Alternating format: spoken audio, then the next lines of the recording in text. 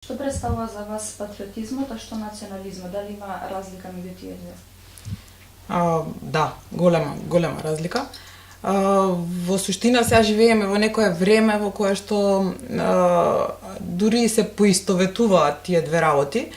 Но исто така тоа е некој принцип на тренирање на мислата низ омраза на крајот на денот, бидејќи можеби по некакви политиколошки дефиниции национализам и не е гајање омраза, меѓутоа во некоја постмодерна, ајде да речеме локална, актуелна смисла на зборот, во суштина е одбивање на се што е туѓо за сметка на зголемување на, ајде да речеме, големината, квалитетот, суштината на своето. Така што мислам дека во овој контекст не можам да го избегнам, значи прашањето е многу општо, меѓутоа не можам да го избегнам јас македонскиот контекст во кој што се спомнуваат овие или се манифестираат овие два феномени. Мислам дека она што сега го носи национализмот е многу поинако од она што претходно го носела национализмот. Значи, сега најчесто се провлекува низ нишка на омраза, низ нишка на некакви, можеби, политички поени кои што, не знам, се индивидуална придобивка или можеби на некоја тесна група. Патриотизам е нешто кое што те тера да гледаш далекосежно, можеби, не знам, за 10, 20, 30 години за општото добро на повеќе луѓе.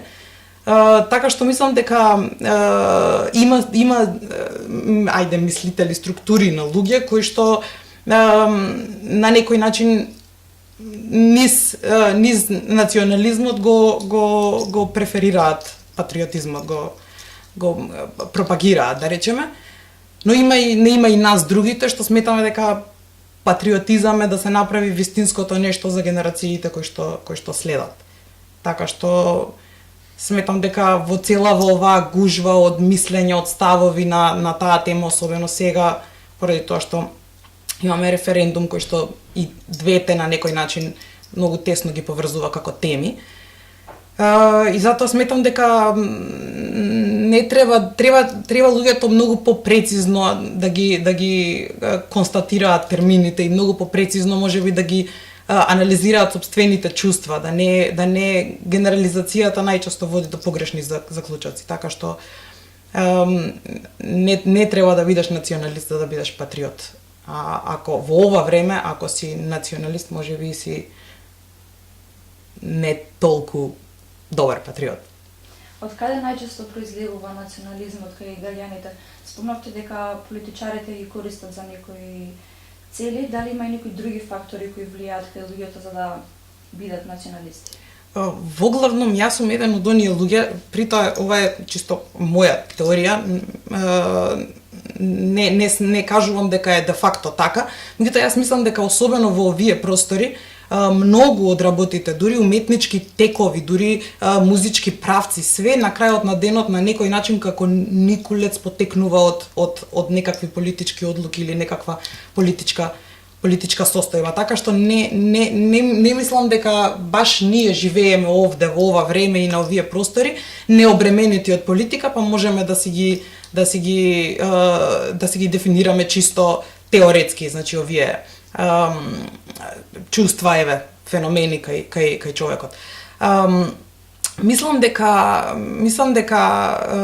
користењето на национализмот во моментов е една од најлесните карти политичарите што можат да играат. Прво, затоа што многу умина претходно, можда поголеми, попаметни политичари од овие сега, играле на таа карта и добиле некои 2, 3, 5, 10 години власт повеќе. И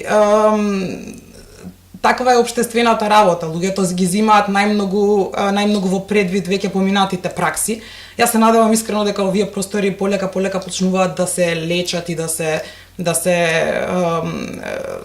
заздравуваат на некој начин од тие трауматични периоди, не знам, Милошевиќ на пример. Значи сега чисто за да се разбереме на што мислам.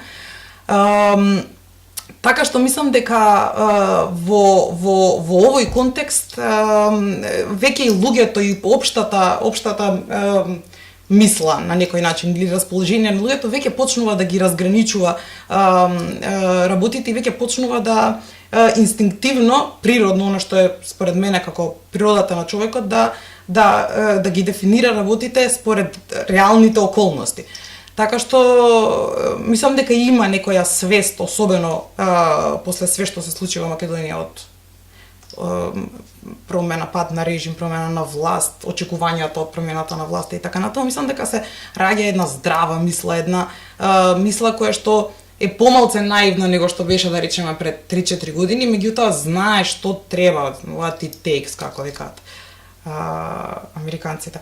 Така што стварно мислам дека и самата тактика на политичарите би морала да се смени ако имаме здрава структура на свест кај луѓето, па и нема да може да ја местат играта само кон своите правила, туку ќе мораат да ги играат и луѓето што се веќе пораснати во мисловната активност општествена, нели? Така што апсолутно на прашањето, да се вратам, се изопштив. Стварно до сега ние сме биле сведоци на таков тип на манипулации, патриотизам преку национализам, тотално менување на контекст на значењето национализам во нешто омраза или некоја нелагодност од се што е туѓо. Но мислам дека времињата се поинакви и мислам дека сега веќе и не е тренди тоа, така да кажам. Еве, не е модерно, тие полека, јас барем така како оптимист, еве, верувам дека полека таквите тенденции ќе се маргинализираат, тие никогаш нема да можат да се искоренат, условно кажано, меѓутоа ако не бидат таму во прв план некаде, ако бидат помаргинализирани, ако бидат со тек на време се повеќе и повеќе да се деконструира таа мисла, мислам дека и самите политичари ќе сватат дека тоа не е име картата за игра. Така што колку и да е нашите повици да не се манипулира со не знам, разноразни чувства и да се условно кажано да се билда некаков емотивен набој при тоа што не е основан на некои цврсти столбови.